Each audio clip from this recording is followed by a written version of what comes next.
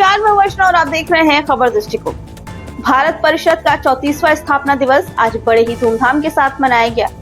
अध्यक्ष चंद्रभूषण पांडे ने बताया कि इस संगठन की शुरुआत 1992 में मुंबई के क्रांति मैदान में हुई थी, जहां से गांधी जी ने 1942 में फिट इंडिया का नारा दिया था। वहीं से भारत परिषद ने फिट इंडिया का नारा दिया। तब से भारत परिषद भ्रष्टाचार के विरोध सहित अन्य मुद्दों पर आंदोलन करता रहा है। इस बार जाति न्याय आंदोलन की घोषणा की गई। आगे उन्होंने ये भी बताया कि जाति न्याय आंदोलन प्रत्येक जाति की भागीदारी और हिस्सेदारी दिलाने के लिए छेड़ा गया है। जाति के आधार पर जो अगले पिछले दलित की आरक्षण व्यवस्था आजादी के बाद से शुरू की गई थी, उनको समाप्त किया जाए, क्योंकि इससे प्रत्येक जाति की न्याय नहीं मिला और न ही उनको अपना हिस्सा मिला और न ही उनकी भागीदारी हुई। इसलिए प्रत्येक जाति के लोगों को उनकी संख्या के आधार पर हक और हिस्सा दिया जाना चाहिए, ताकि अभी तक पूरी तरह से अपेक्षित सैकड़ों जातियों को आजादी का लाभ मिल सके। आगे उन्होंने ये भी बताया कि जाति न्याय आंदोलन को आगे बढ़ाने के लिए गांव में रहने वाले प्रत्येक जाति के सदस्य को सम्मिलित करके न्याय समिति बनाया जाएगा। इस समिति द्वारा देश भर में आंदोलन चलाया जाएगा। इसके साथ ही उन्होंने एक नारा दिया कि आगड़ा पिछड़ा दलित मिटाएंगे, जाति जाति को हिस्सा दिलाएंगे। भारत परिषद के इस 34वें सम्मेलन में या समारोह दिवस में हम लोगों ने एक नई शुरुआत की है, एक नए कार्यक्रम की घोषणा की। इसके पहले तो हम लोग का फिट इंडिया अभियान बहुत दिनों से चल ही रहा है, भारत को ठीक करो, और बहुत सारे कार्यक्रम हुए, लेकिन आज जो है जाति न्याय आंदोलन की शुरुआत की घोषणा की गई। जाति न्याय का मतलब है कि प्रत्येक जाति को उसकी भागीदारी और हिस्सेदारी कराई जाए। अभी तक जो व्यवस्था है जातियों के भागीदारी और हिस्सेदारी कराने का, वो अगड़े पिछड़े और दलित के नाम पर आरक्षण करके इनकी भागीदारी कराई जा रही है।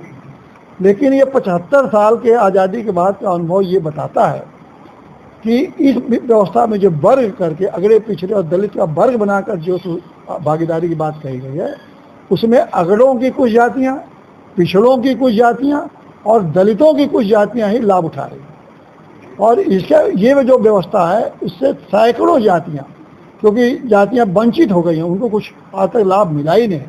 अब पिछड़े में 79 जातियाँ, दलितों में 63 जातियाँ, अगड़ों में भी कई दर्जन जातियाँ, लेकिन कुछ जातियाँ छोड़ के अगड़ों में 5-6 जातियाँ, पिछड़ों में 6-7 जातियाँ, दलितों में 4-5 जातियाँ ही पूरा का पूरा लाभ उठा रही हैं। ये जो व्यवस्था है, वर्तमान की जो व्यवस्था है अगड़े पिछड़े और दलित की, यह घोर, ये समझ लीजिए कि शोषणकारी व्यवस्था है, अन्यायपूर्ण व्यवस्था है, असंवैधानिक व्यवस्था है, और इससे समाज में बड़ी विकृतियाँ फैल रही हैं और लाखों सैकड़ों जातियाँ सारी सुविधाओं से वंचित हैं। तो हम लोगों ने कहा कि अगड़े पिछड़े दलित का जो है आप व्यवस्था खत्म करिए। अब जनगणना, जाति जनगणना हो जा रही है, सभी जातियों के संख्या मालूम हो जाएगी, तो उनको सभी जातियों को उनकी संख्या के आधार पर अब भागीदारी कराइए और हमेशा के लिए जो जाति ये न्याय का अब शुरुआत करिए। अभी तक ये चल रहा था सामाजिक न्याय, अब सामाजिक न्याय, अब जाति जनगणना के बाद उसका कोई अर्थ नहीं रह जाता है।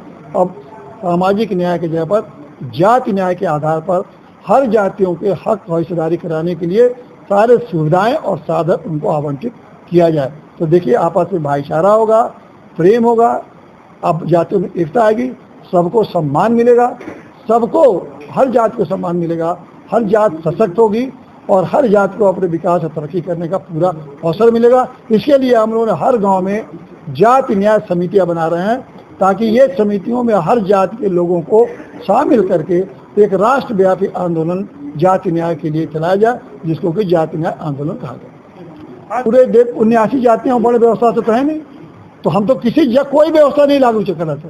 हम तो कह रहे हर जाति को उसके हिस्से के आधार पर हक मिले। अगर मान लीजिए कि कोई, जैसे एक जाति है, मान लीजिए जैसे एक पिछड़े में जाति है बंजारा जाति, कुछ मिला क्या?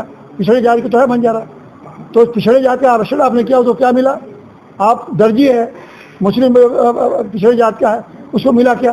तो उसमें वर्ण व्यवस्था क्या है? उसमें न कोई नौकरी में है, न कोई बिजनेस में है, न कोई व्यापार में है, न विधायक है, न एमपी है। ये वर्ण व्यवस्था नहीं है। हम हर जातियों को सशक्त करना चाहते हैं, हर जाति को सम्मान देना चाहते हैं, और यही संविधान की मंशा भी है कि हर व्यक्ति को सम्मानपूर्ण जीवन जीने का अनुच्छेद 21 में भारतीय संविधान में जो प्रावधान है, वही प्रावधान हम लागू कराने वाली व्यवस्था है। ये पूरी तरह से संवैधानिक व्यवस्था है। लखनऊ से शिवशंकर यादव की रिपोर्ट। इस खबर में फिलहाल इतना ही। बाकी खबरों के लिए देखते रहें खबर दृष्टिकोण।